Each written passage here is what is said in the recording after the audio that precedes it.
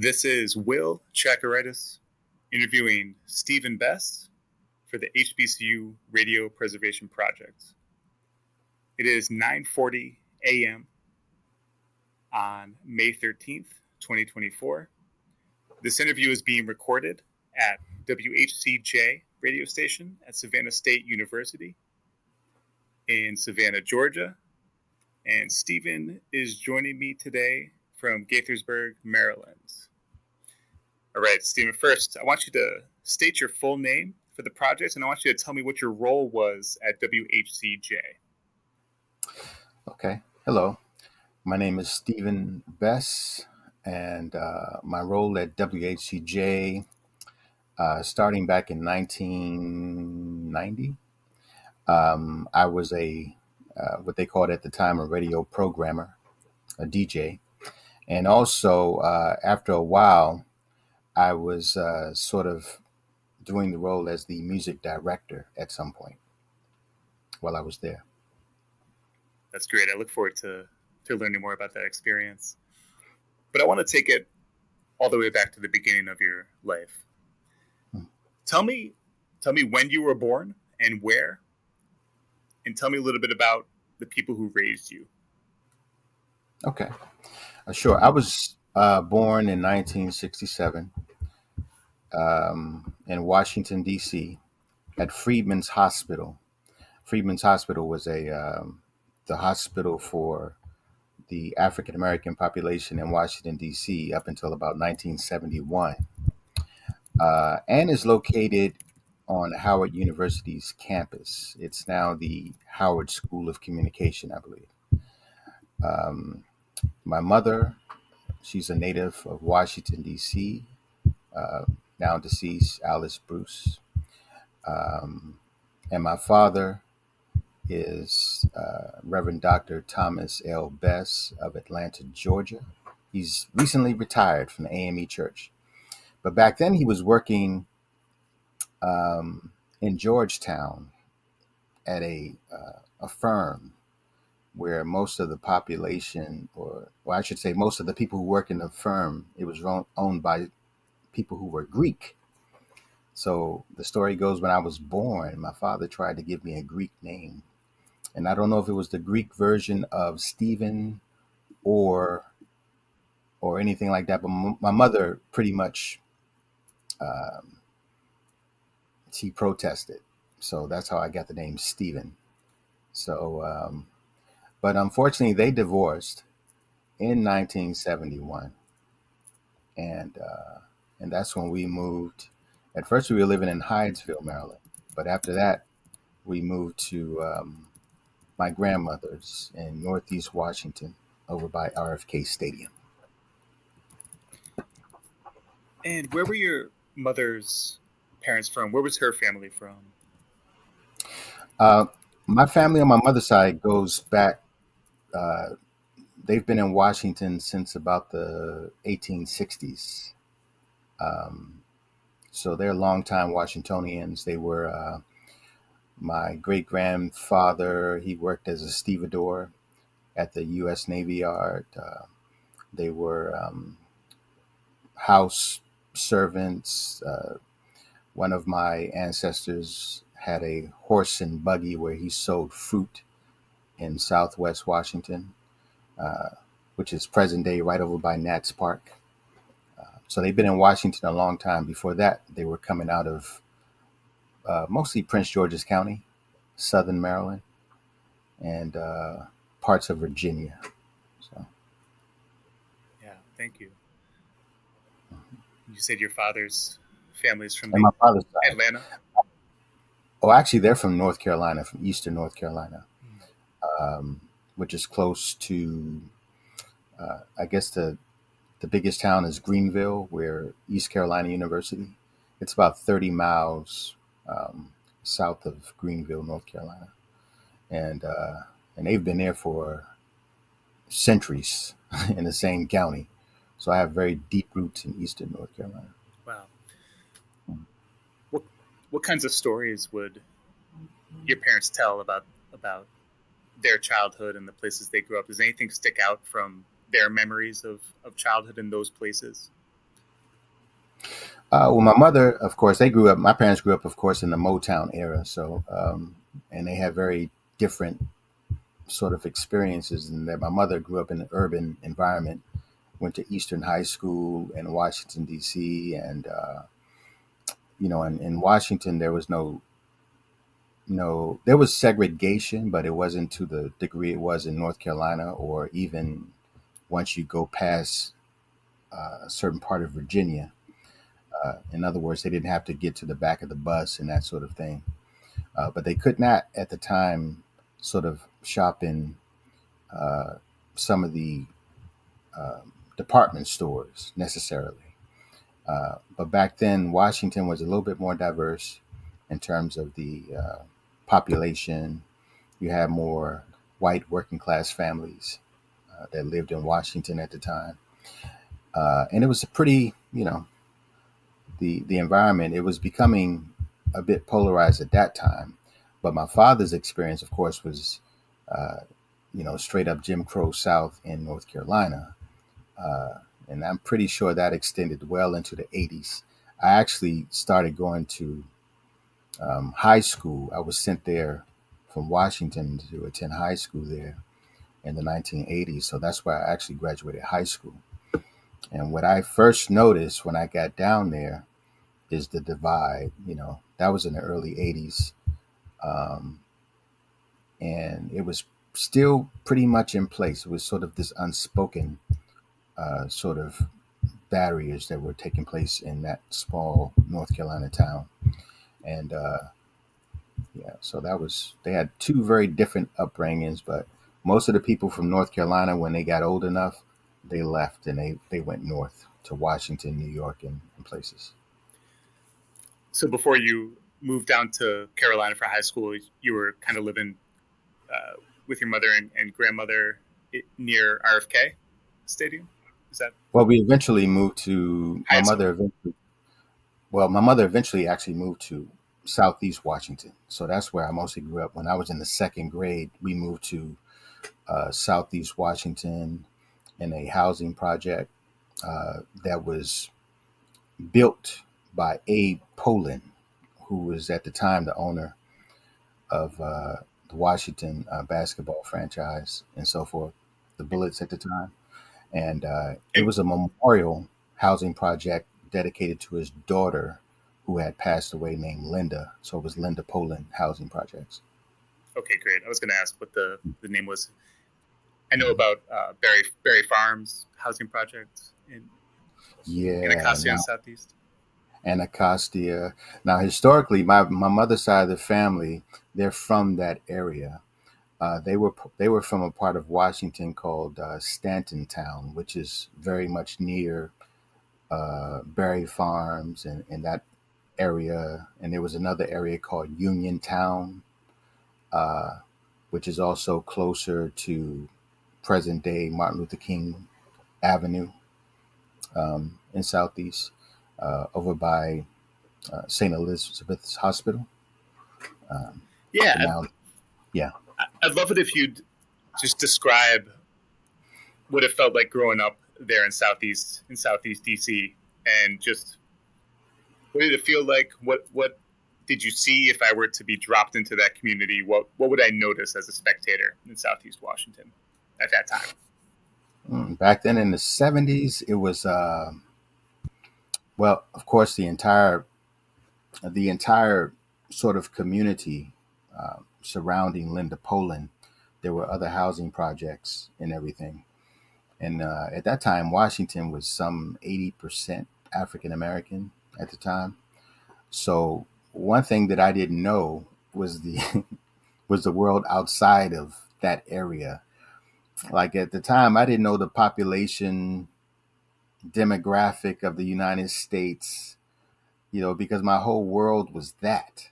And I would try to venture outside of that at times, but it was, you know, but it was also during a time of when go-go music became very popular and it was beginning to develop. And at that time, when it was beginning to develop, you had bands like Rare Essence and Experience Unlimited, EU, and Backyard Band, and all these other bands. Back then, they would play for free. So what would happen in the summers, because when I even started going to North Carolina to go to school, I would come back to Washington in the summer. So in the summers, you would just get word on the street that there's a band playing on this playground or in this parking lot or this skating rink, and everybody would run and go, just party and hear the band. So it's a very, I guess, for lack of a better word, sort of festive atmosphere. Uh, Back then, of course, since we didn't have all the video games and things like that, kids played in the street constantly. So we were constantly running and playing. There was no grassland where we lived.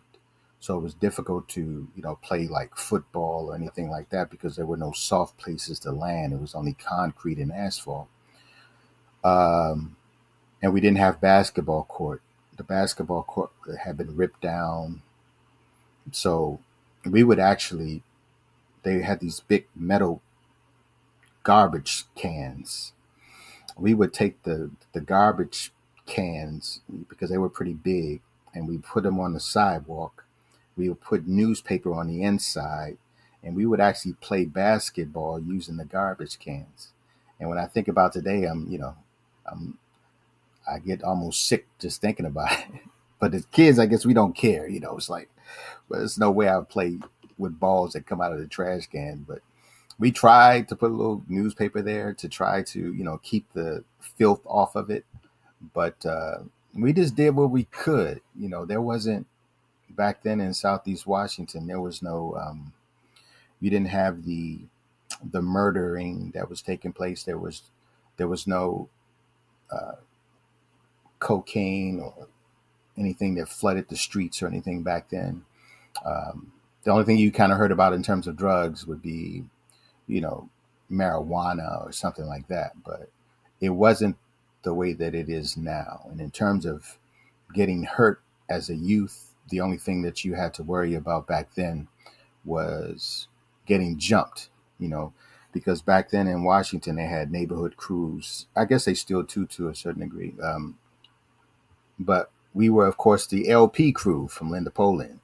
And it was sort of this protective group of guys who would protect each other. And then up the street, you had Condon Terrace and you had Valley Green and all these other neighborhoods.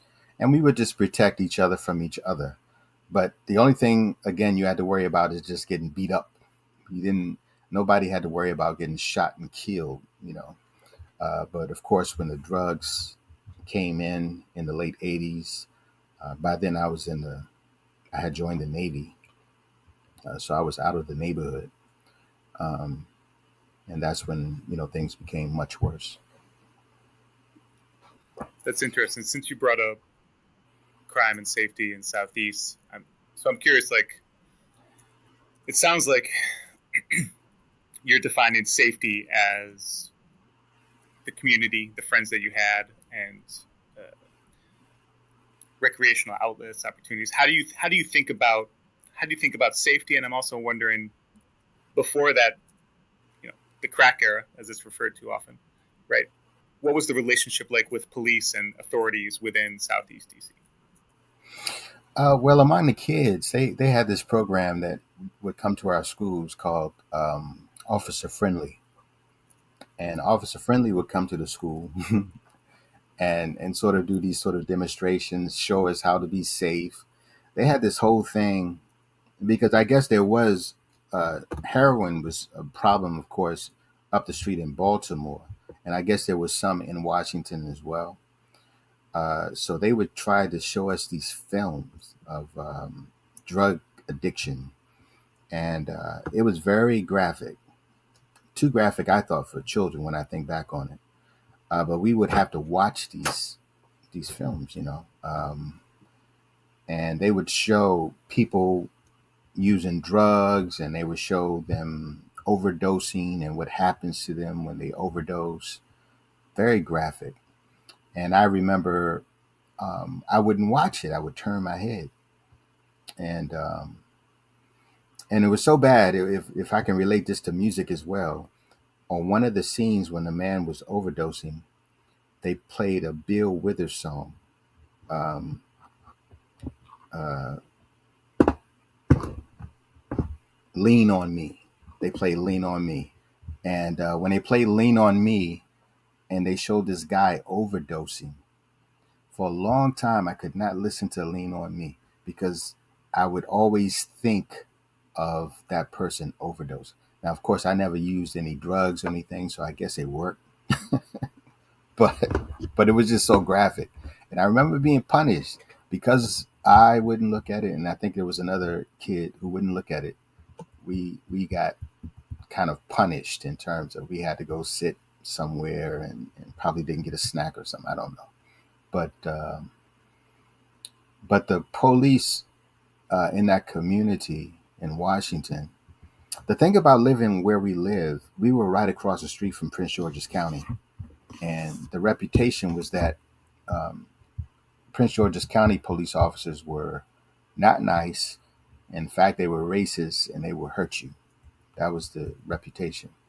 Uh, I did not hear that about policemen in Washington. We thought of them as officer friendly, and they would actually come to our school and do things like that. But they would also come and they had a band and they would come play music and they had singers and things like that, who would actually sing in the band and play music. So it was like we were able to see them not just as police officers but human beings who were actually creative and all these things.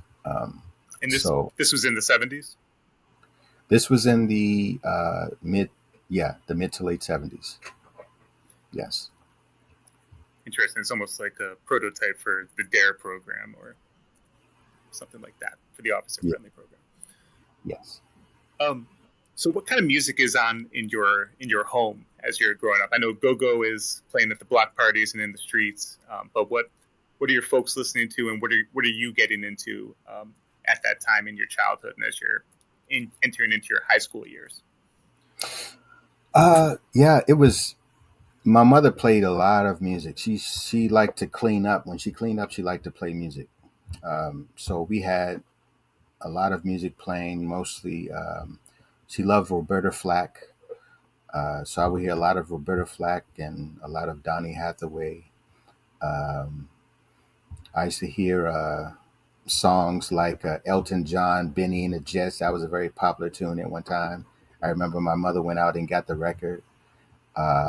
So we listened to a lot of soul music. She had a lot of old records, these old 45s that she kept in the cabinet without a sleeve. They were just stacks of them. And I would take them out and I would play some Gene Chandler. I would play, and that's how I learned about a lot of music through what she had in that little case. And I learned that a lot of the 50s music that I would listen to, I enjoyed it and I would sing along and I even learned the lyrics to them. Duke of Earl and songs like that. And also, I remember when Kenny Rogers came out with The Gambler. I remember that was very popular, and my brother was in love with the songs on that album. And I remember my mother going out to get that album and playing it, and my brother loved it, and we loved listening to it. And at the time, they came out with a little movie or something like that called The Gambler with Kenny Rogers. So we were very uh, music was a huge part of our lives because that was our entertainment. So sometimes my mother would put on records and we all dance and just clap and have fun, and it was a huge part, and it definitely influenced you know my love of music and what I listened to. Um, and there was also time spent with my uncles. I would go back to Northeast where my uncles lived. And on Friday nights, they would put on another HBCU station, WHUR. And we would listen to music on that station. Uh, and that would influence the way that I actually did radio and what I would play on radio when I listened to that station and that music, listening to WHUR. Yeah, thank you. Mhm. So you mentioned Northeast and your uncles being up there. Also, your folks, I'm wondering, did they ever talk to you when you were a kid about the 1968 uprising that occurred in Northeast after Martin Luther King Jr. was assassinated? Was that a part of the conversation in your household growing up at all? No, but I was very inquisitive, so I would ask questions. I once asked my grandmother, who also grew up in Washington, uh, as did her parents. But I asked her, I said, Grandma, you remember the 1968 riots? Of course, I was a year old, so I don't remember. But she says, yeah, I remember. And I said, what did your children do during that time? Did any of them, go out and get into any trouble or whatever the case? She said, no. She said, I made sure that all of my children were in the house. Now, my mother was the first of 12 children. And she made sure they all stayed in the house. They couldn't go out during that time, during those few days that people were rioting and that sort of thing. So that's the only thing that's the only sort of testimony I got about the riots. So I didn't have to ask my mother anything because I knew she was in the house. But no, by then, actually, my mother, of course, my mother was married to my father. So I'm sure they stayed in Hyattsville where they were. Uh, but my grandmother said that she kept her younger children in the house during that time. Okay. Okay, I'd like to talk a little bit about your experience in high school. Did you attend all 4 years in North Carolina at a high school? What was the name of that school, and what were you interested in studying when you were in high school? In high school, I went to Williamston High School. It's named for the town. It's now called Riverside. They changed the name to Riverside High School. But it's Williamston High School, Williamston, North Carolina. Population about 6,000 people. So I had a lot of cousins in that town. So if I'm not related to you, I'm related to your cousin. It was that kind of place. What I found out later is that, I'm sorry, let me stay focused. You said, what was I interested in high school? So in high school, I was in chorus. I was always involved in the arts. So I was in drama, and I was also in the chorus, the high school chorus. And that during that time, my high school chorus teacher discovered that she thought I had a nice voice. At that time, her brother worked at the town's radio station. And she said, would you like to go over to the radio station and do some, just kind of play around over there? I said, sure, I'd love that. Well, everything that they do in that town, they put in a newspaper. So I ended up in the newspaper.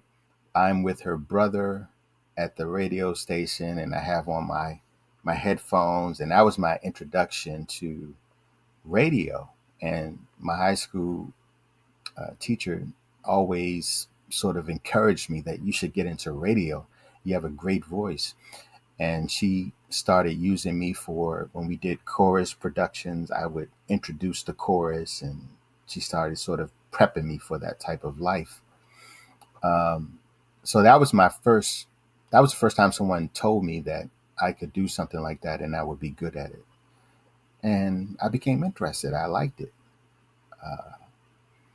So when I would go home in the summer, again, I would listen to WHUR 96.3, and I would listen to Melvin Lindsay.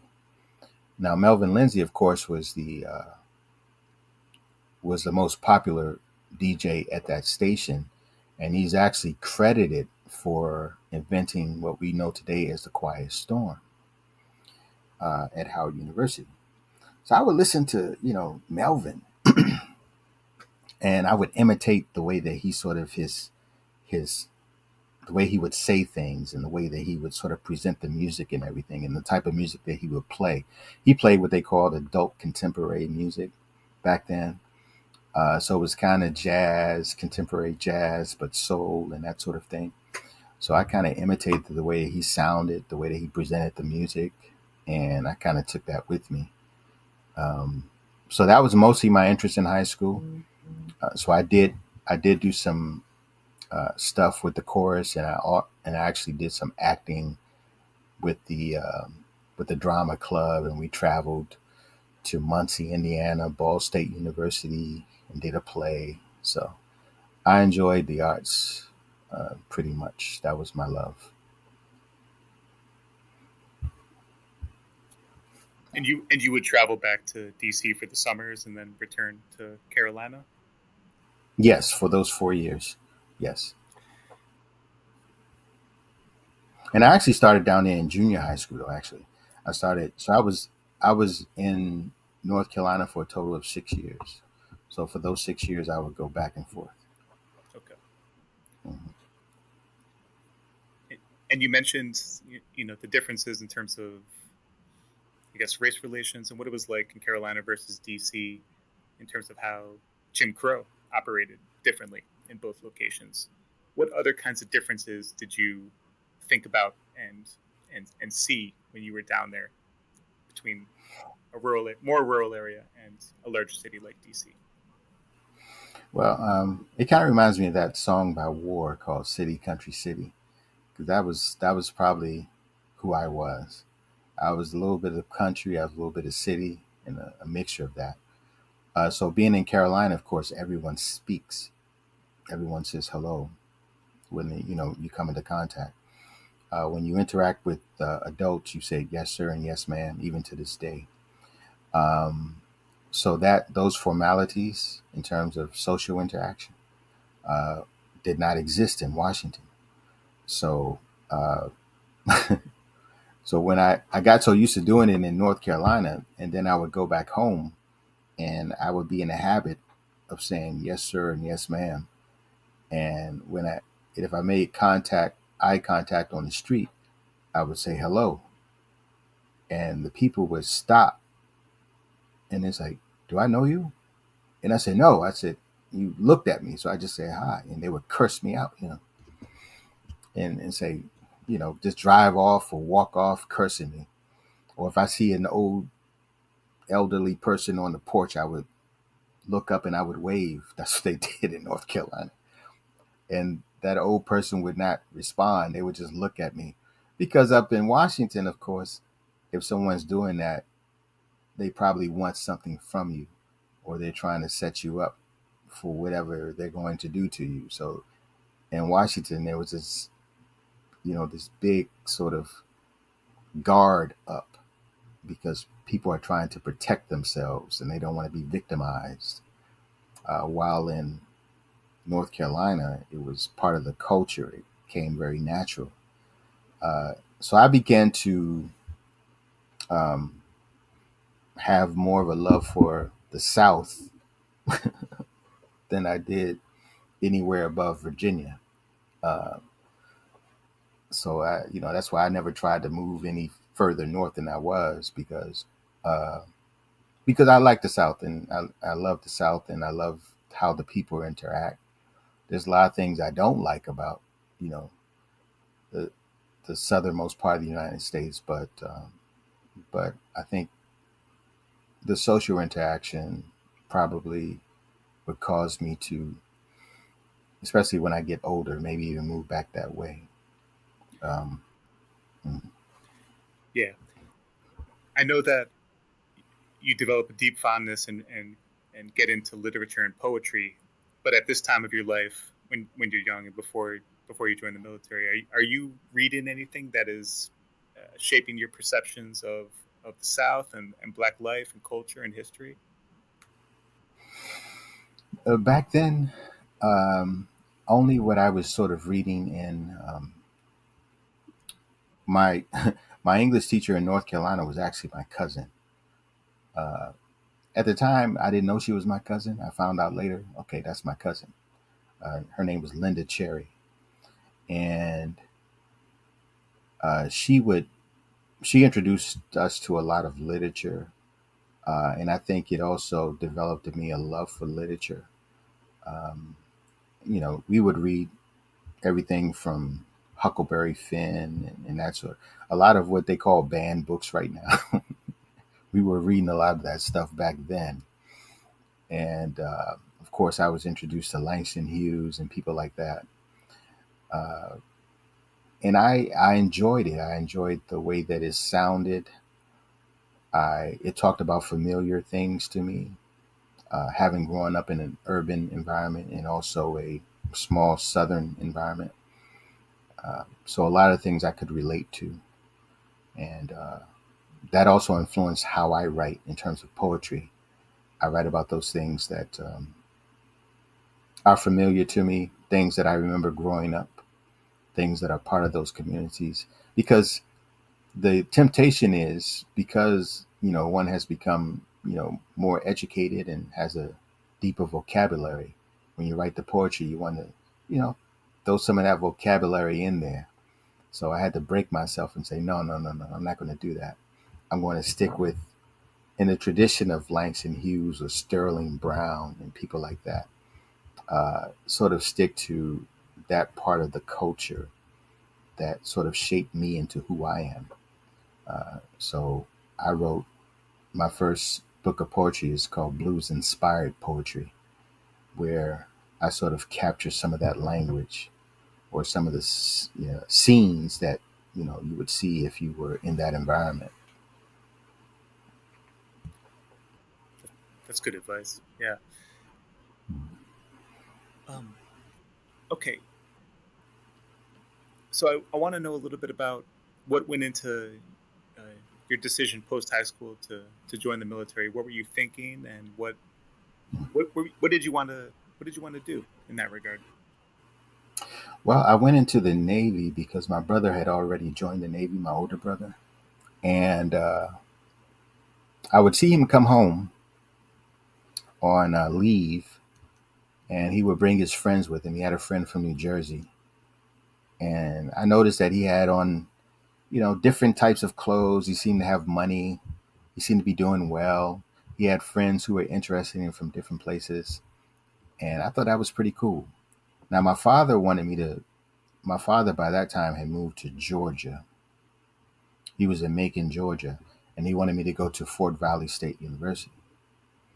Um, but at the time, I was, my father, he was very strict and very, uh, he wanted to stay on top of you. Education still is very important to him. And I just didn't want to live in that type of environment where he was going to be on top of me. I felt like I wasn't going to be able to enjoy college, really. Uh, Now, of course, my father and I are some of the best of friends, but back then I was like, oh no, I'm not going down there. So I told my father, I'm joining the Navy. He said, what are you going to do that for? I didn't join the Navy. I didn't join the, Army. His brother went to the Army, but he didn't. He went to college. So I said, no, I'm going to join the Navy. So I went into the Navy and stayed for 3 years. Got out the Navy and ended up going to college in Georgia anyway, but at Savannah State, and living with my father, but on different terms, so to speak, because I had already served in the military. Did you live with your father while you were attending Savannah State? At first, I lived with him. He had a parish in the city of Savannah, right off of Skidaway Road, and I lived with him for about a year until he got transferred to Atlanta to take over a church in Atlanta. Um, and then I moved into a house closer to campus. Since we're on the subject, what role did spirituality and your faith and your father's place in the church play in your own life growing up? Well, my father was,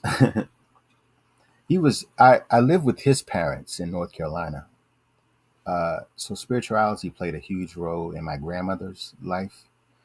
His mother Eunice. Uh, so she would take me to church, and she would take me to prayer meetings and things like that. And so I got to have a relationship with God, so to speak, early on. Um, of course, when I got into the Navy, I would abandon that because I was being a sailor, and I did all the things that sailors do. Any stereotypical thing you might think of as a sailor, I pretty much did that. Um, but it was still in the back of my mind. It was still something that was important to me in my existence. Uh, and today, in fact, I teach English composition at Montgomery College, but I'm also a minister as well. I'm also an ordained minister. So it eventually caught up with me,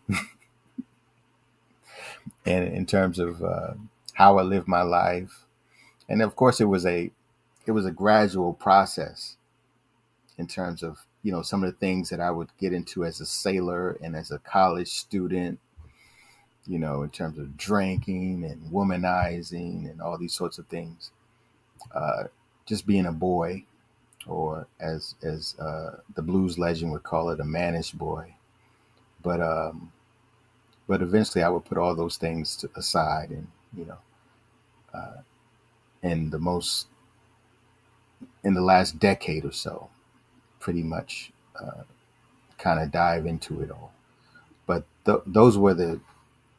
that was the sort of introduction to it back then, and it just stuck with me over the years, and it influenced how I married, who I would marry, and things like that. In other words, I needed a woman when I got married. I felt who sort of had those same values in terms of um, someone who loved God and who loved people. That was very important to me, that she loved people and that she treated people well.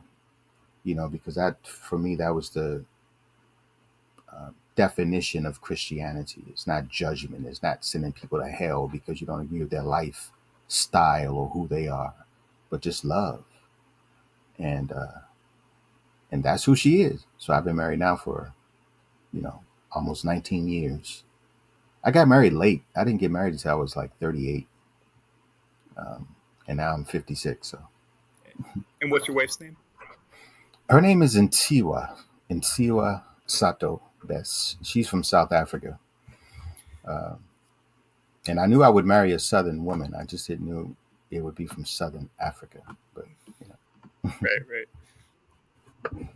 I should have asked earlier, your siblings, what were their names, and how many siblings did you have growing up?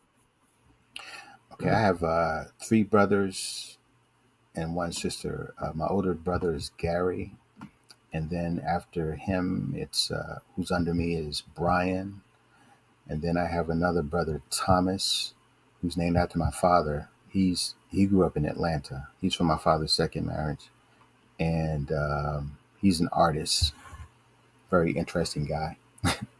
And then my sister Lisa, who just retired from Verizon. She's the youngest. She's 50, but yeah. Thank you. Mhm. Okay, let's get to Savannah State. Okay. So, yeah, I want to know what went into the decision to attend an HBCU, and particularly this HBCU. And when you Mhm. first set foot on campus, what did you see? What did you feel? What was it like? Well, what influenced me is that when I was stationed in Norfolk, Virginia in the Navy, I had a lot of classmates from high school who went to uh, the local universities there, Norfolk State and also Hampton. And I would go to those campuses quite a bit, to get away from the Navy. And I was up there so often that people thought I actually attended school there, particularly at Hampton. And that definitely influenced my decision because I loved the environment, the atmosphere. You know, they seemed like they were having a good time, and and earlier on, I had this thing about college campuses. I would get it felt almost spiritual whenever I went on a college campus. First, we visited in high school, the University of North Carolina and all that. I just loved the buildings and the designs, and I loved going into the library and things like that. So I just loved the feel. So when I got out the Navy, my father had accepted a church in Savannah. And that's why I went to Savannah State, because I wanted to live with him for the first time since I was a child, um, and get to know him better, because our interaction was pretty sporadic, because I was in Washington and he's in Georgia, and sometime I would go visit. So I might not see him for a year. We would talk often. So this was a chance for me to get to know him and to be in Savannah with him. Um, so when I first got to campus, it was in around this time of year. It was in spring in 1989, and I loved it. I had never seen Spanish moss and all that kind of stuff, sort of hanging from the trees. So it looked like something from a storybook. And I remember being on the circle there at Savannah State and watching the cars go, around. I remember that year, Shannon Sharp was in his senior year when I got there. And I remember seeing him driving around campus in a white Mercedes Benz drop top. And I'm like, wow, you know. They told me that his brother Sterling Sharp, who was playing for Green Bay at the time, had given him that car. So, I said, oh, okay, so he's big time. Okay, great. And so I love the atmosphere. I was introduced to red velvet cake. I had never tasted that or even heard of it before. So, tasting the red velvet cake and just the people. I think people in Georgia are just very open, very nice. So I like the fact that they were very nice and open to friendship and things like that. So I made friends quickly and invited them over to my father's house to watch, some VHS movies, go to Blockbuster and all that good stuff. So it was very positive. Did you get involved in a fraternity? Did you join a fraternity?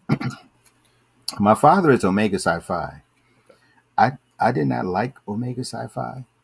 Most of them were nothing against them personally, but most of them were football players.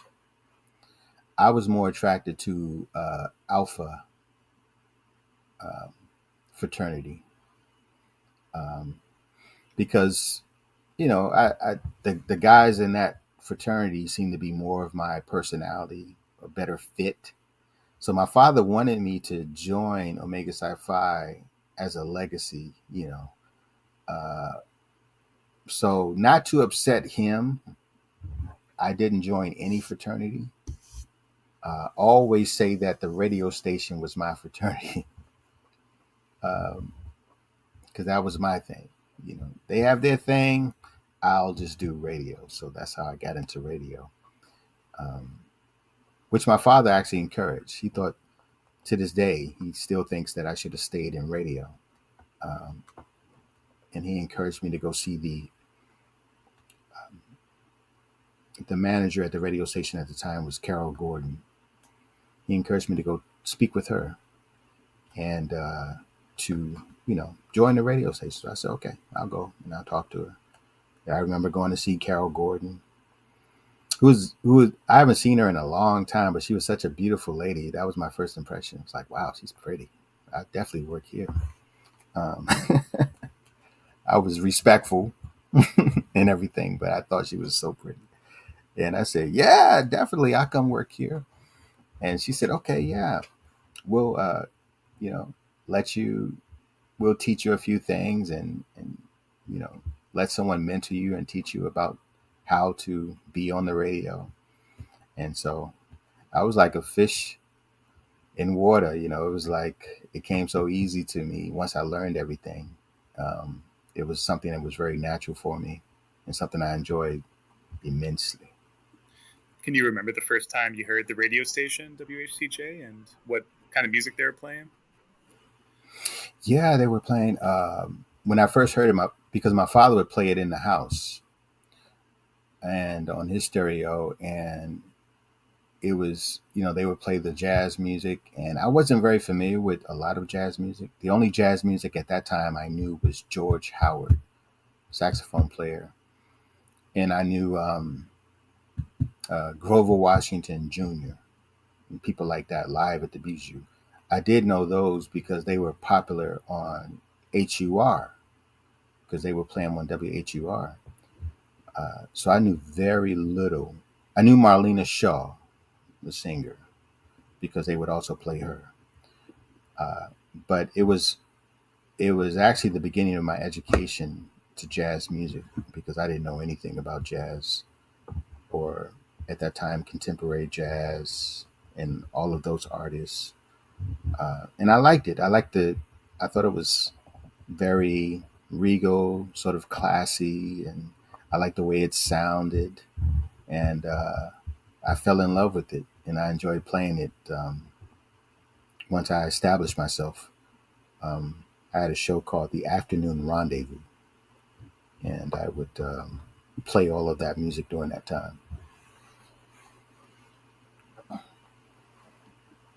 And what were you studying? What was your major? I was an English major. Um, I figured I figured I would not be a mass communication major. I made that my minor because I figured I already do radio. I already, so why make that my major? I said I'll do it in English as a major because I liked English in high school. I was trying to think of something that, not in order to get a job, but something that would get me through college, because I needed something that would hold my interest. And by that time, I loved literature, and I loved talking about it.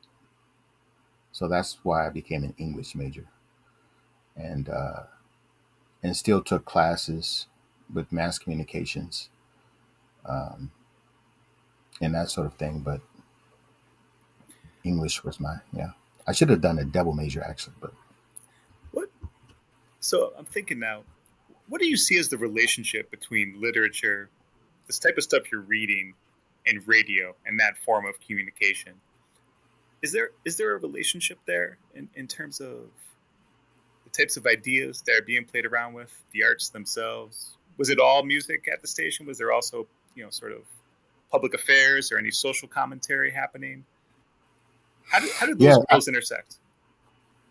Well, I think when it comes to the relationship, I often would listen to the music, but also the lyrics in the music, um, which actually influence poetry. Uh, when I started writing, one of my biggest influences were not only people like Langston Hughes or someone like that, or even Paul Laurence Dunbar, but even Bill Withers. I loved how he wrote music because it was poetry, and so he influenced a lot of how I write and what I like to write about when I listen to his music. So, and even when I listen to music without lyrics, some of the music, you know, sort of makes you want to put lyrics to it, sort of like what King Pleasure did with Moody's Mood for Love, and that sort of thing. So, yeah, that was a huge influence. Now, when we got at the station, we did have social commentary. We came up with a program called Tiger Beat, which I think still exists to today. Uh, that was thought of between myself and a young lady named Dion Johnson. Uh, so Dion Johnson and I came up with Tiger Beat. I believe she came up with the name. I can't remember. I don't think I came up with. I think she came up with the name, but it was something that would sort of reach out to the students, and we thought that when we did that Tiger Beach show, we would actually play music that students liked to listen to at the time, uh, which was more hip hop and some '90s, back then '90s R&B, which is a thing now. But uh, we would play that kind of music so that students would actually listen to the station, because a lot of students didn't really like listening to the jazz music. Um, so we did that particular show, and like I said, I think that still exists. I think. And you said there was a kind of a social commentary component to it. Yes, especially during the. I remember during the Rodney King incident in 1992.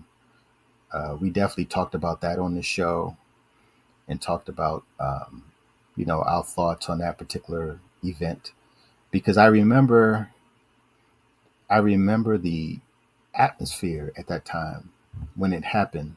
Of course, nothing happened in Savannah in terms of rioting or violence or anything, but I do remember feeling an energy in the atmosphere, very tense. It was very tense, and I remember it being something I could feel on my skin. I could feel it. Some students did march down to the courthouse or something to that effect, and I believe there was something in the paper about it, but nothing sort of jumped off the way that it did in other major cities. So we would talk about things like that, uh, and talk about some of the students' needs and desires. I also remember the time. What comes to mind is when um, the flag, the Georgia flag at the time, had the rebel, symbol on it, and a lot of students didn't like that. And I thought it was very curious too. I remember getting to Savannah and seeing that, because I had never even thought about what the Georgia flag looks like or anything like that. At the time, yeah, you see on this HBCU campus, you see this big rebel flag flying on the flagpole, and it looked just out of place. And uh, mhm. and were there protests on campus around the flag? uh, After the Rodney King thing took place, yeah, students tried to take down that flag. I remember there was efforts to take that down. Um, I remember at the time, and I think that they even got it down. They did get it down. Eventually, it went back up, but they did get the flag down. Um, but yeah, students didn't like it, and in the wake of what was happening back then with Rodney King, yeah, And it kind of sparked that energy. and how significant was the radio station itself in terms of being a voice for the students and providing up-to-date coverage and information about the Rodney King beating and subsequent trial and what was happening in LA and elsewhere? We didn't. There was no program dedicated at the time that I can remember. But I do know that um, some of the programmers would actually make comments, including myself, about what was happening. Um, it is. You have the listening ear of the city of Savannah. Uh, you're going to say things sometimes that's on your mind, and I did. You know, uh, and sometimes listeners would not be happy about it.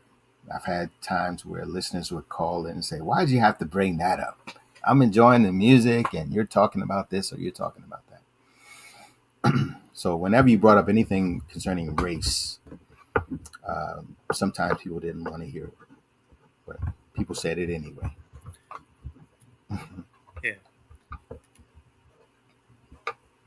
Okay. Well, what do you remember about the culture of the cultural life on campus, homecoming, and other types of events of that nature? What did it feel like? Did you participate in homecoming or spring week or what have you? Oh yeah, oh yeah. I participated in everything. I was very active on campus in terms of all the activities that they were doing for students. be it homecoming. Homecoming was like nothing I had ever experienced before. I mean, even in Washington, I had never been to a Howard University homecoming or anything like that because I lived all the way on the other side of town, and we had no desire to, during that time to go up to Howard or to go to the to campus during the games or anything like that. There were some local things that went on in Washington that we just didn't pay attention to that. So when I got to Savannah and actually experienced the tailgating and all of that, um, that was very exciting. I always loved it. I participated every year, went to all the games, all the tailgates, um, anything they had on campus, yes. And what is the radio station's relationship to homecoming and also sporting events? What kind of coverage is being provided?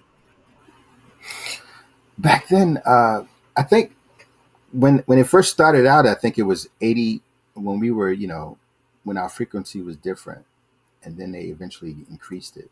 They tried to do more things at that time under the station manager, Ike Carter. And I remember the station back then trying to do more in terms of remote type stuff or getting out into the community more or the college community. But I don't remember anything specific. I was not involved with anything specific on campus, but we did. One year they had the cultural festival in Savannah, uh, the Black Cultural Festival, and I remember that we went out to the. I was asked to be an MC, and so I was an MC for that particular event, and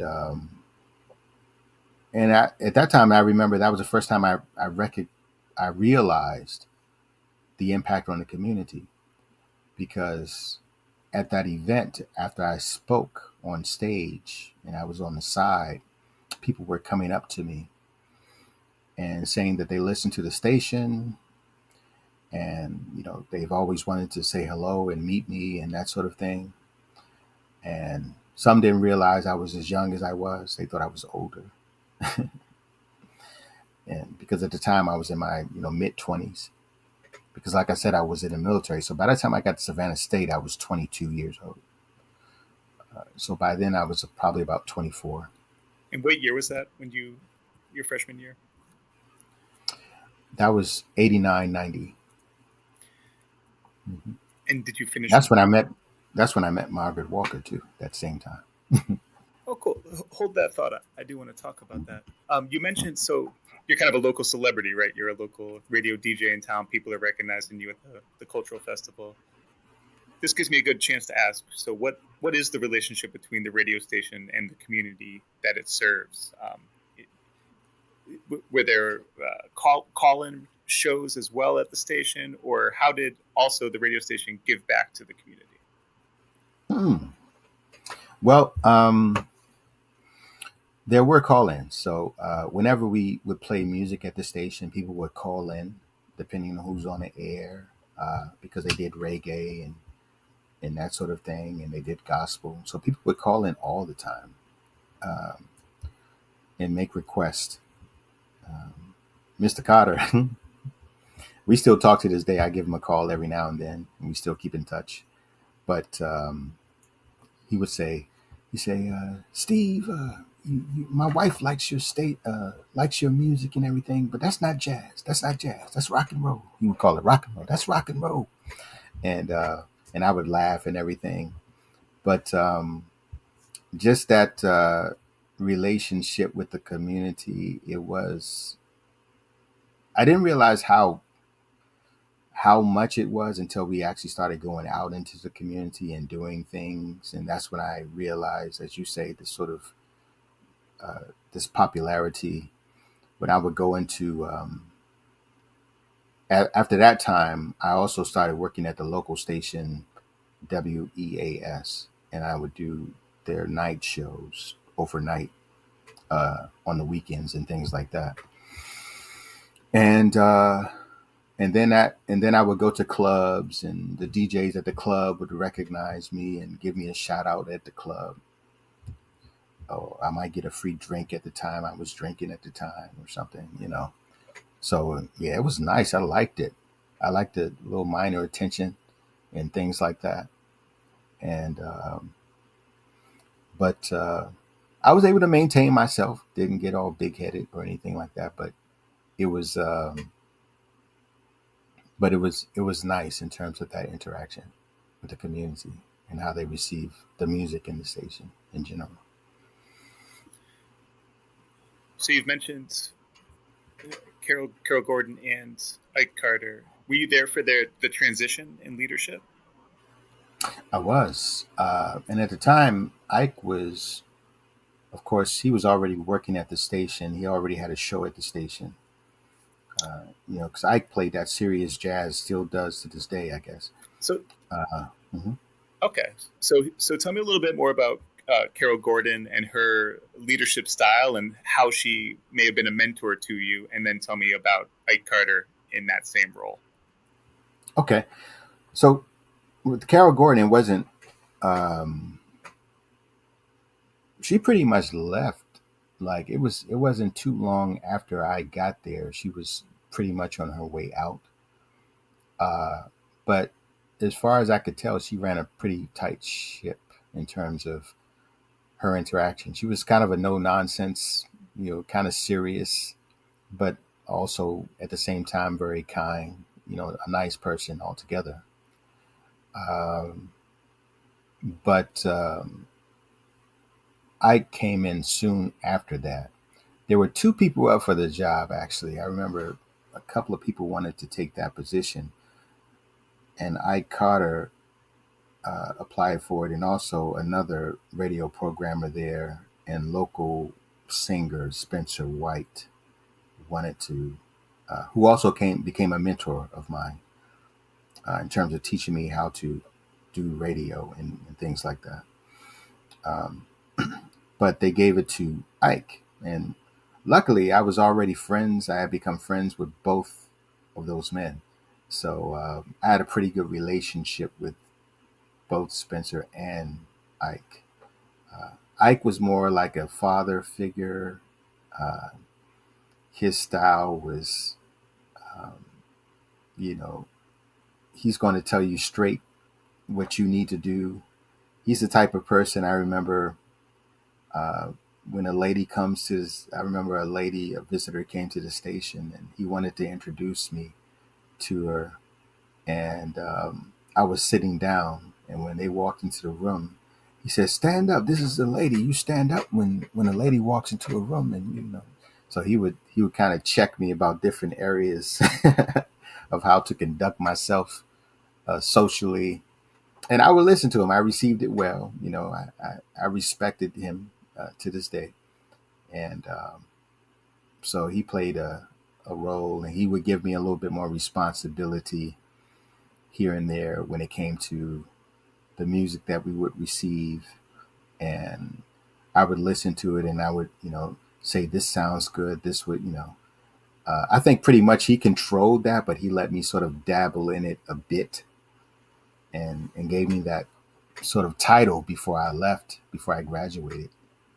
But so that was a lot of fun, and I got work study is what sort of paid me with the station. So that was nice too. But I also worked at the tennis courts in Savannah at Daffin Park. I worked at the clay courts, so that was my income there and work study at school. So you mentioned also working overnights at a commercial radio station. So I'm curious, what was special about doing HBCU radio, and what differences did you notice when you worked at the commercial station? Well, the HBCU radio felt more like home. I was very comfortable there, and the atmosphere was very comfortable. And you know, all of the other student programmers and people like that, um, we all were friends, and we enjoyed each other's company for the most part. Um, the late Almeda Mattis, she was one of the people that I enjoyed talking to. Um, there at the station, and I would listen to her music and her station. She introduced me to a lot of music. But when you go to WEAS and E93, it was called E93. I'm not sure if it's still called that. It was professional. So the DJs there were your top 40 DJs. They had the whole, E93 FM. They had that voice and everything, and they were great. They did, well at what they were doing. And they were teaching me things, but I can tell it was a more competitive environment than it was at the other station. And of course, you reached a wider audience at WEAS. So I enjoyed that aspect of it too. But when I did overnight, I would play a lot of music the way that I would at WHCJ. I would play a lot of dope contemporary music, and the people liked it. It was people who were working overnight in factories and places like that, in warehouses, and people who had overnight jobs and everything. They would call in and say how much they enjoy the music and things like that.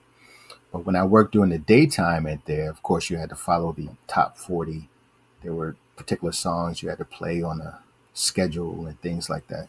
I didn't really care for that because my style of radio was, some people would come with a list of music that they're going to play.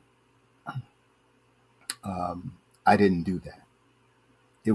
I did something that was probably a little bit more difficult in that I would play a song on a particular album, and then that song would make me think of another song, and I would sort of couple them together. So I was moving around a lot during my show because songs and albums and artists would come to me as I was playing. So I did a lot more work.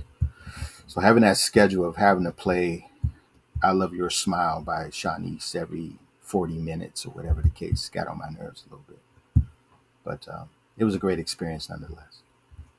So being able to have the freedom to curate your own playlist and show. Yes. Yeah, I love that. Yeah.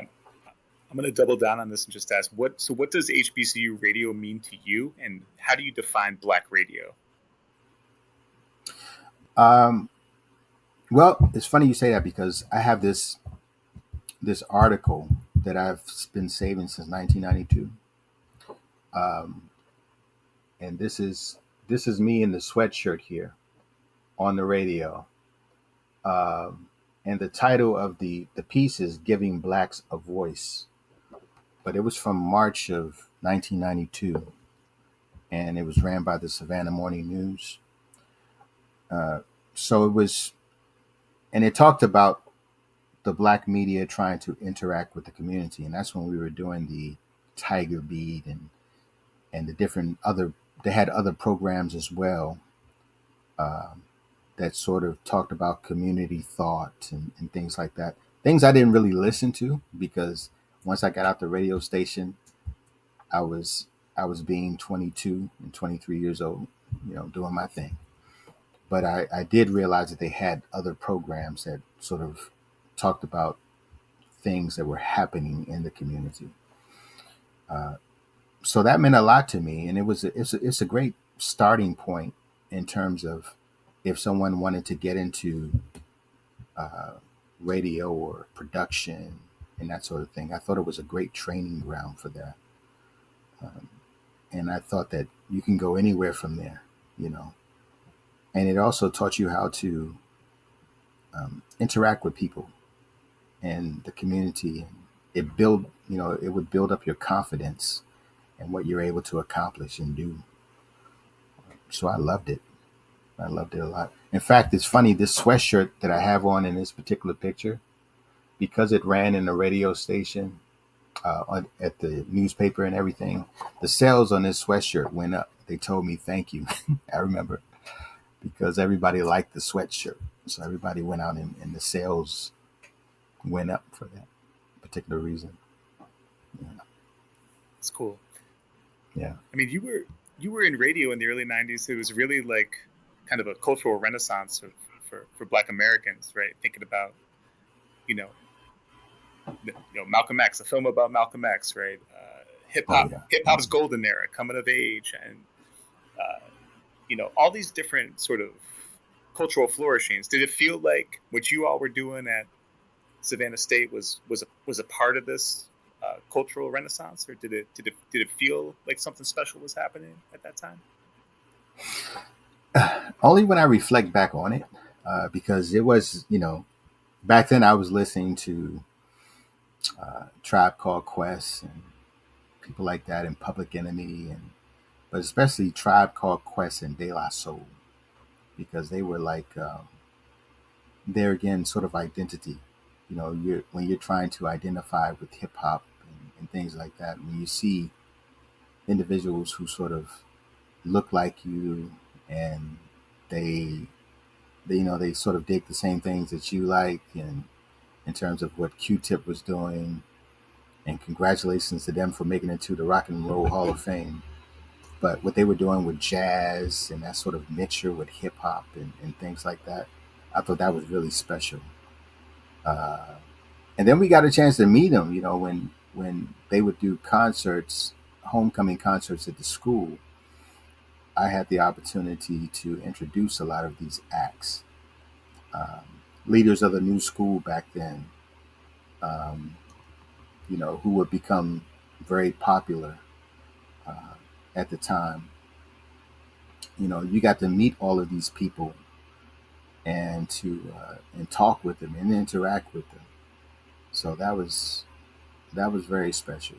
But yeah, when I reflect back on it and think about what we were doing, it inspired a lot in terms of, even when you think of television shows like A Different World, which first came out back then, but we weren't watching it because we were busy living it. You didn't run home to watch A Different World. I didn't see those shows until after I graduated college.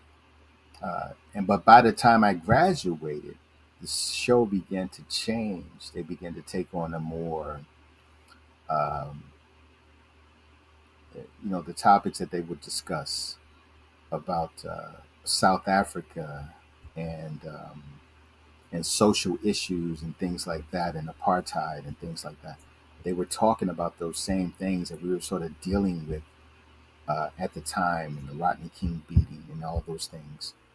They were talking about that on the television shows, and something that you didn't really see on sitcoms before that, because the networks didn't want to sort of mess with it. But I believe that whole HBCU experience, and I believe when I saw something about it, they said that they wanted to sort of depict a more realistic experience at an HBCU, and it really was. That's when I could really identify with it, because we were going through those same things, those same scenarios when it came to social issues and divesting from South Africa and things like that. Uh, Yeah, well, let's talk about that a little bit more, because you married a South African woman. When you were in high school in Carolina, and maybe in that first year or two, was there a noticeable BDS campaigns happening on campus or in the area? What was the anti-apartheid movement like in that region of the country? Pretty much non-existent. I mean, on that campus, um, you didn't see that. You had small groups. There was this group called Adam, um, who were sort of talking about things of that nature. But it was a small group of people who were talking about those things. And I was mostly associated with those individuals because many of them were English majors. So I would hang out with them and we would talk about those things in the classroom. But I think the campus as a whole uh, did not really talk about divesting from South Africa or any of those social issues and things like that. Um, yeah, they're pretty much interested in having fun, just college students partying and everything. I mean, all the stuff you see today, at American University, even, or at Columbia University, as it pertains to Gaza. Yeah, that definitely would not have been taking place. But you did have these small groups of people who would get together and sort of raise their voice about particular issues like that.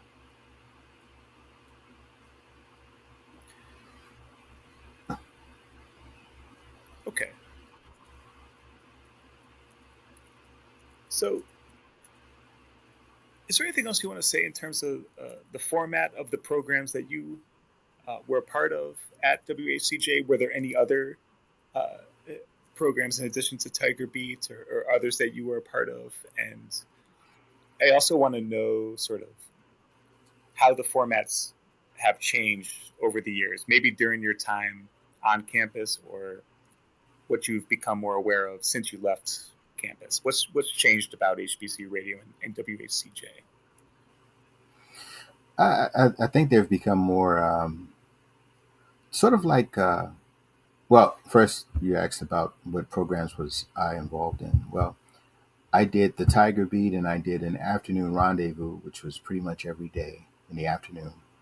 But I also did a Sunday show called A Sunday Kind of Love. That was, of course, based on a song, but it was also based on a show that existed here in Washington at the time. So I kind of stole it because I was like, I'm in Savannah, there in Washington. How come I can't use it? So I used that, and that was just basically I was playing music, but also making my own sort of commentary about life in general, anything that sort of came to mind. For instance, I remember one time on the station I was on during the 4th of July, and I talked about, okay, this is the 4th of July. It's a celebration of independence of the United States, But did you know that on this day in a particular year that there was a massacre of black people on the 4th of July in this particular place? I can't remember where it was. I have to look it up now. But I brought it up. I don't know where I got that information because back then I didn't have, social media or even the internet. But I found it somewhere and I talked about that on the station. So yeah, we're celebrating the independence of this nation, but this is also what happened. And I remember some of the people who would call in, they didn't like that. Oh, well, I'm glad you said that though, because I think that's something that's so important about HBCU radio, right? Is the Mhm. the as an educational tool, maybe a political educational tool to talk about Black history and offer a different voice, a different perspective within the dominant culture and the radio culture. Yes, absolutely. And every opportunity I got, it didn't deter me from doing it again in the future. So I just told the person, I said, well, I'm sorry, I don't mean to upset you, but this is part of history and it's something I wanted to share, basically. Right on. Okay, so let's. I'm conscious of the time, so I just want to kind of move us towards the latter part of your life after college. And Okay. so you eventually tell me a little bit about what you got interested in after college, and kind of bring us on a little journey that gets us to your time now as a professor. And I know there's some time in grad school, and maybe you moved around a little bit. And feel free to bring in the study of literature, the study of poetry, and what gets you to the place you're at now. Okay. So after graduating from college, the plan was to stay in Georgia. Before I left Savannah, I was offered a job by WEAS. They wanted me to stay on at the radio station and sort of develop, but they didn't really have a lot of money to pay, and I felt like I couldn't survive. I don't remember exactly what the pay was, but I remember it wasn't enough to stay even where I was staying. So I was like, I can't do that. So I went to Atlanta, and I thought about at the time, trying to get with stations in Atlanta because I love the Atlanta radio stations. Um, but unfortunately, right after I graduated, I was still in the Navy Reserves, and I still had a reserve station in Savannah. I had not yet changed to Atlanta. So I came down for a weekend. And while I was there, I I saw a friend on campus because I did go to campus. I saw a friend who was upset. She had gotten into an argument with her boyfriend. She was upset. So I said, "Come on, let's go. We're going out to the beach." So I took her out to Tybee, just to sort of blow off some steam, talk. And on the way back, we were hit head on in a head on collision coming from Tybee Island. And in the accident, she was thrown from the vehicle and I was knocked unconscious. So when someone came over to the car to wake me up to see if I was okay, I woke up. And at the time, I didn't even remember I had someone in the car with me. So I was very disoriented. And I had a crushed femur bone and I had injuries in my chest and things like that. But, thank God, nothing more serious. And so that slowed me down a great deal for many months. And thank goodness the young lady also survived. And we were in the hospital and so forth.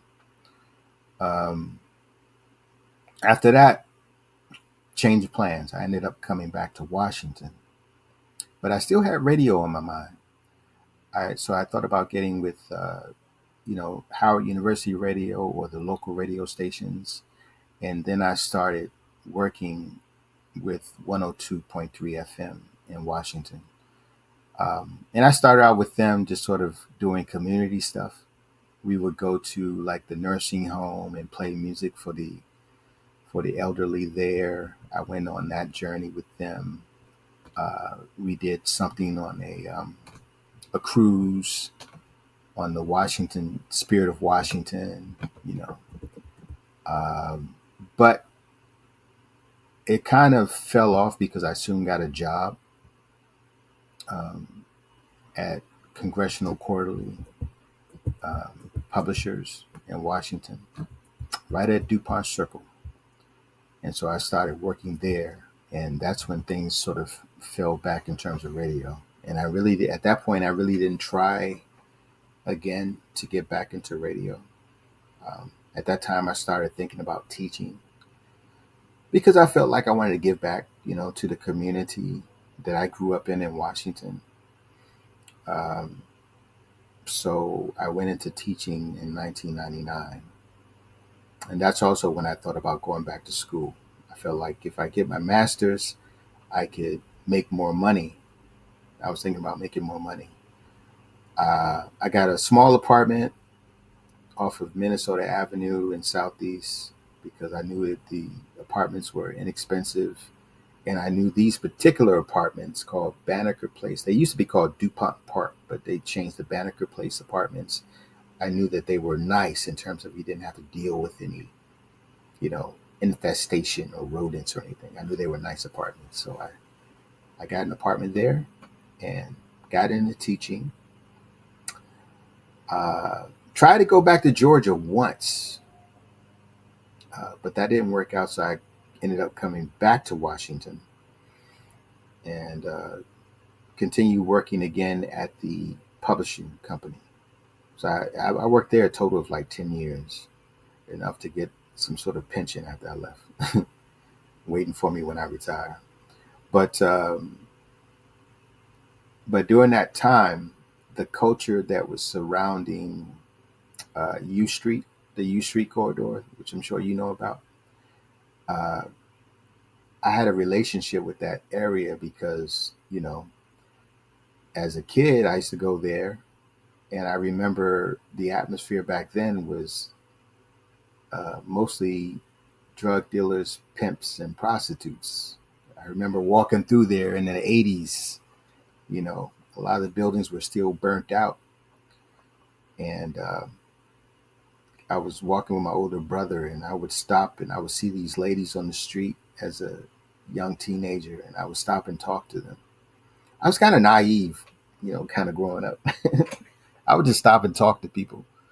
And my brother would look back and he would see me talk to this woman who was on the street, and I would ask her, I said, you're so pretty. Why are you why do you have to do this? I would ask questions like that. And they would be gracious and, kind of send me on my way.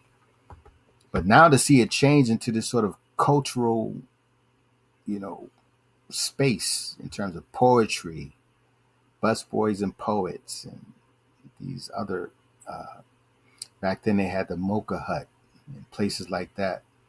And these places that you can go and listen to jazz across the street.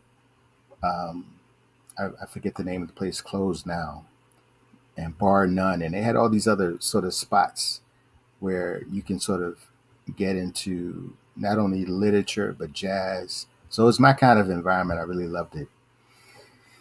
And so that's where I spent like most of the late 90s going into the early 2000s. Uh, and I interacted with a lot of those people there, a lot of the artists, and painters, and poets. And I would recite my poetry as well. Um, but soon after, I decided to go to try my hand at college. I tried first at Prince George's Community College, and I worked there for a semester. But then around that time, I also got married, and my wife lived out in Silver Spring.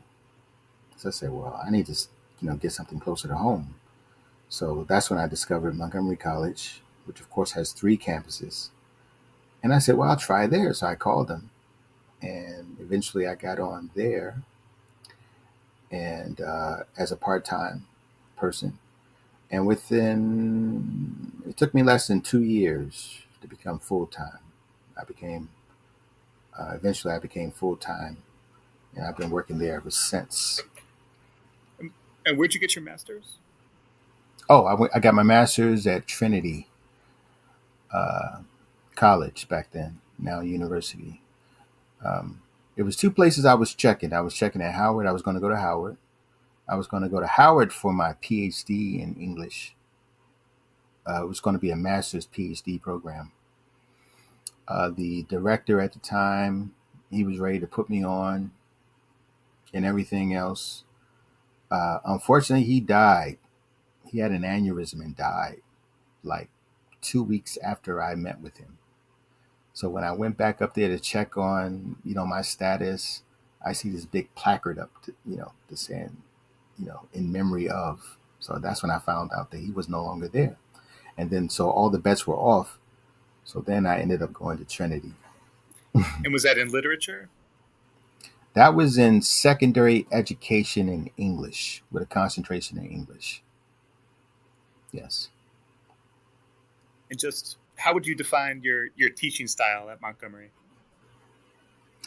My teaching style was heavily influenced by what I learned at Savannah State, because my professors there, Dr. Russell Chambers, Dr. Waters, Dr. Stevenson, they had it was always discussion based. We were already, we were reading the material and we were discussing it and bringing in other authors.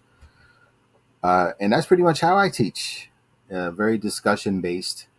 And Montgomery College is a community college, but it's unique in that it's the most diverse in the United States. The students there are from all over the world. Some of them are children of diplomats and people like that. You see those tags on campus all the time, diplomat. So most of my students are either first generation or were not born here. Very few of them are African American. If they are Black, they're from the Caribbean or from some part of Africa. But most of them are Hispanic and, of course, Middle Eastern and such. So that's my opportunity then, and that's what I'm studying now in my doctorate, for intercultural competence. So I use that as a platform to sort of do a cultural exchange. So we talk about things that have to do with, of course, American culture and African American culture, so that they know, that relationship, And also, I introduce literature that is based on the majority of people in the class, so that they can also see themselves in their learning. So, intercultural competence, culturally relevant. No, I can't even say it now. Culturally relevant pedagogy or culturally relevant teaching. Um, Is that's what I do. is that also at Trinity, or is that a different institution? This is at Northeastern University out of Boston. Okay. Yes.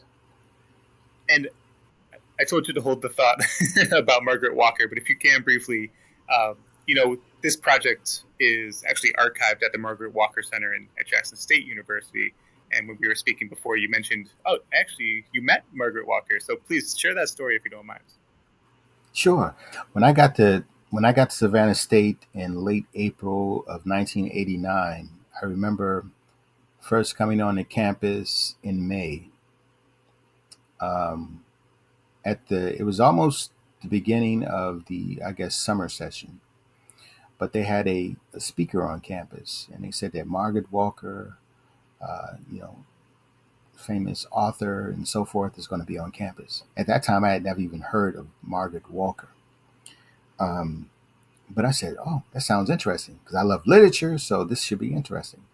So I went over to the Fine Arts building on campus, which unfortunately at this time is being defunded, but that's another story. But I went over there and I listened to her speak. And she talked about her journey as a writer, as a young writer, and being mentored by Langston Hughes himself and all these things. And I was like, wow, I was so impressed about this woman and her journey in writing. And at that time, I wanted to become a writer and I wanted to write poetry. And she had copies of her book, Jubilee. So after she spoke, she had a book signing. So I said, okay, I have to get a copy. I think at the time it was like $5. So I took my little money and got the copy of the book, which I still have to this day. And I saw in line, people were handing her a book. She'd sign them and she'd hand it back and say, thank you. And then she'd go to the next person and she signed it and she says, thank you. So when she gets to me, she puts out her hand. And when she put out her hand, I put out my hand. And she smiled. She had this huge, beautiful smile with these pretty teeth. And she smiled and I said, I just wanted to shake your hand. I wanted to say hello because I thought what you were saying was so inspiring. I loved it. And she was very gracious. And she said, well, thank you so much. And I said, I also have this book. Could you sign it for me? She said, what is your name? I said, Stephen Bess.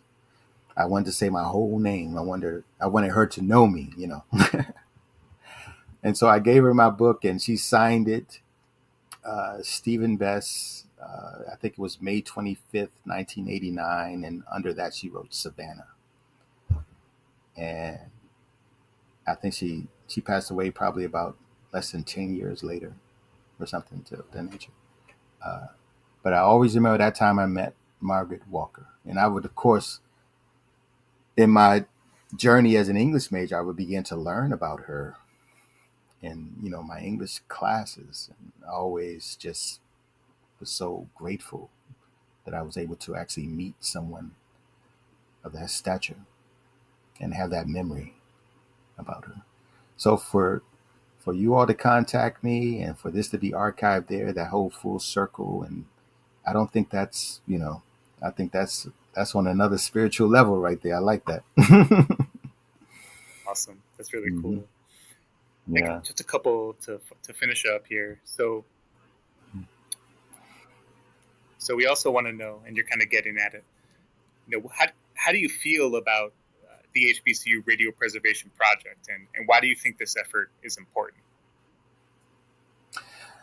Well, when I first heard about it and I heard about the opportunity to share, I thought it was wonderful, because I think HBCU radio plays a huge role in the culture, uh, American culture, the culture of the institution itself, because it sort of carries be it Savannah State Radio Station or any other HBCU radio station in the nation. It sort of carries the voice of that institution and really that community.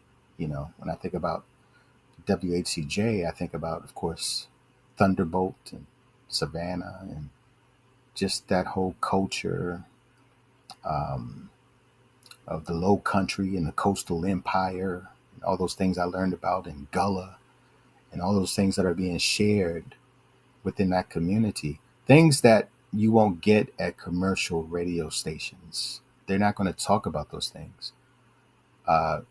So I think it's very important and so vital to as you guys are doing the preservation of that history, um, which is going to be valuable in terms of the identity for future generations, because people need to know where they come from and what came before them. The history is so important. And if you could pass on any lesson from your time doing radio to a future generation of HBCU radio workers, what would that be? And sort of what do you want in addition to that, what do you want your legacy to be in this radio environment? Well, I guess because it was such a place where I was able to sort of grow and learn um, about the culture of that community. Because prior to that, I didn't know anything about Gullah culture or anything of that nature. I didn't know about the history of the people there. But when I found out about it, I fell in love with it. So just a place where you can grow and a place where you can learn about yourself and about the community and about the culture. Uh, and that has sustained me to this day, and has influenced so much about how I think and what I love, and even in terms of food, shrimp and grits, and all those other things that I sort of tasted down there, and the people that I fell in love with and still love to this day, those relationships, all of that.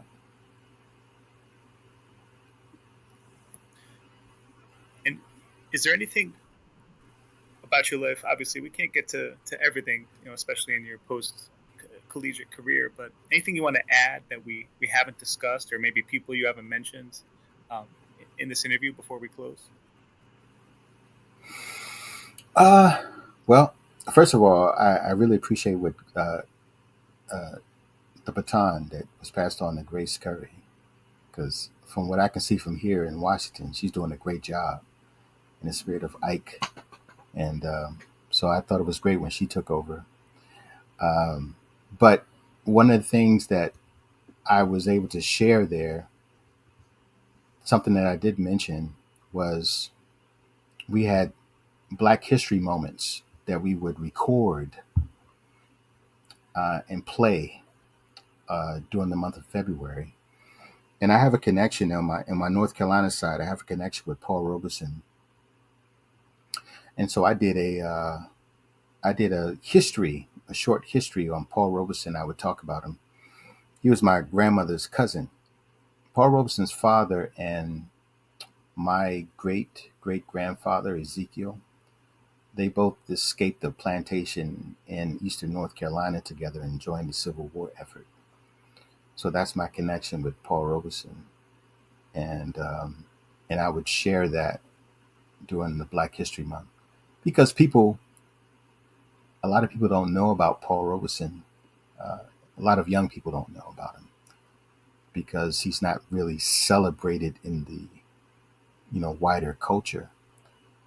And so every chance I get, I sort of talk about him, just so people can know, what he stood for, because he was sort of associated with communism and things like that because of his relationship with those countries. But his thing was mostly about just uplifting people. And he had a heart for the working class. And that's what his involvement was in places like Poland and Russia and places like that. And in England, and people still revere him to this day, and think about him. So teaching, that was a teaching tool, and also something that I'm very proud of with that connection. That's incredible. I want to promise you on this recording that we're going to locate some of that audio and some of those tapes. At the very least, if we can track down some of these Black history moments and preserve those as part of this project and a part of this collection. That would be great. Yes. Okay. Thank you so much, Stephen, for participating in this interview and going over time with me. And we are very honored to have your story as a part of this incredible collection. And I appreciate the opportunity to share. I love talking about stuff like this, but who wants to listen? So thank goodness somebody wanted to listen. So I was happy to share. Excellent. Thank you so much. And I want you to have a great day. You as well. Take care, and thank you again.